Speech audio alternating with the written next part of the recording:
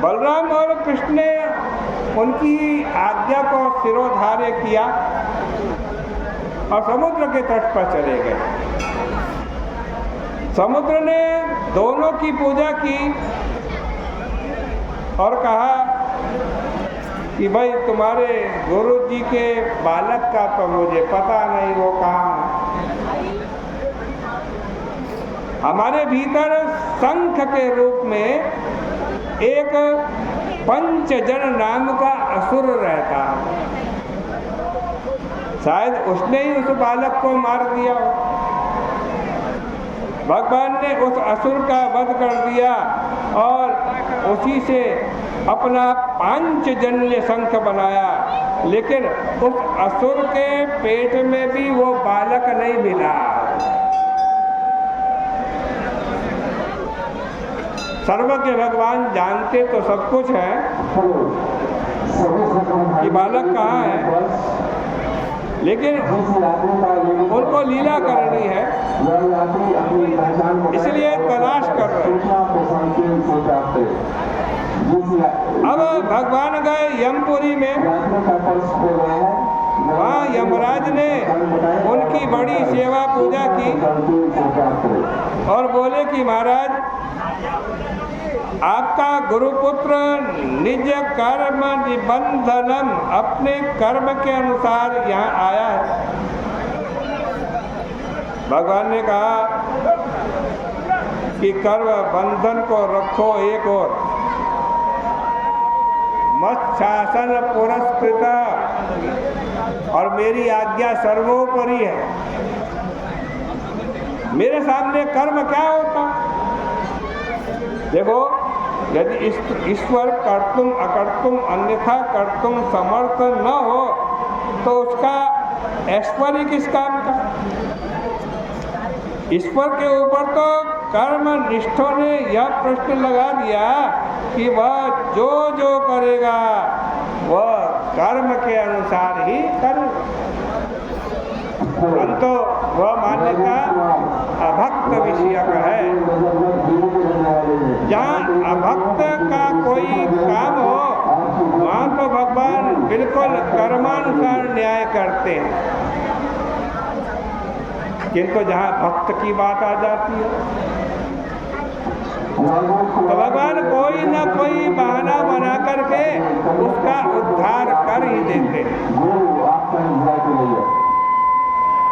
उन्हें तो ब्याजम अपेक्षते, कोई बहाना चाहिए, कोई ब्याज मिल जाए तो उसी के आधार पर भगवान अपने भक्तों का उद्धार कर देते हैं। अब भगवान उस बालक को यमपुरी से ले आए और उसे गुरु दंपत्ति के सामने करते हुए बोले कि महाराज और कुछ मांगो। गुरुजी ने कहा बस बस हो गया, जिसको तुम्हारे जैसा शिष्य प्राप्त हो गया, जिसका तुम्हारा साथ नाता रिश्ता हो गया, संबंध हो गया, उसको और क्या चाहिए?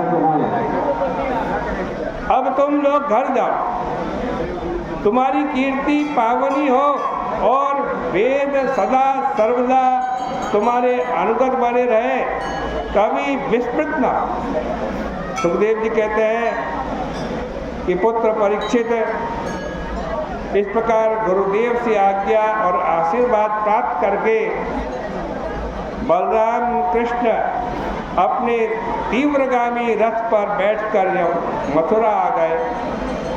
वहाँ के प्रजा जन ने उनको बहुत दिनों बाद देखा तो वो ऐसे आनंदित हुए जैसे किसी को अपना खोया हुआ धन मिल गया हो। अपश्यन्त्यो पव्वानि लष्ट नष्ट लप्त धना इव। देखो, सर्वज्ञ भगवान द्वारा इतने दिनों तक विद्यालय में रहने और विद्या अध्ययन करने का व्यावहारिक पक्ष क्या? भगवान को क्या जरूरत थी विद्यालय में रहने की, विद्या अध्ययन करने की। लेकिन व्यावहारिक पक्ष ये है कि भगवान एक ग्वाले के घर में पैदा हुए, गोप के घर में पैदा हुए। लोगों को यह भ्रम हो सकता था कि श्री कृष्ण बड़े होकर राजनीति के चक्र में पड़ेंगे और किसी विद्वत सभा में जाएंगे तो वहां उनका तिरस्कार होगा। इसलिए जनमानस के इस भ्रम को मिटाने के लिए भगवान ने गुरुजी से विविध विषयों की शिक्षा प्राप्त की और वे उसमें निष्णात होकर के घर लौटे। इस प्रकार से श्रीमद् भागवत महापुराण के 10वें स्कंद का के 45वां अध्याय भी है परिपूर्ण होता है। कल को अगले अध्याय 46वें अध्याय की चर्चा होगी।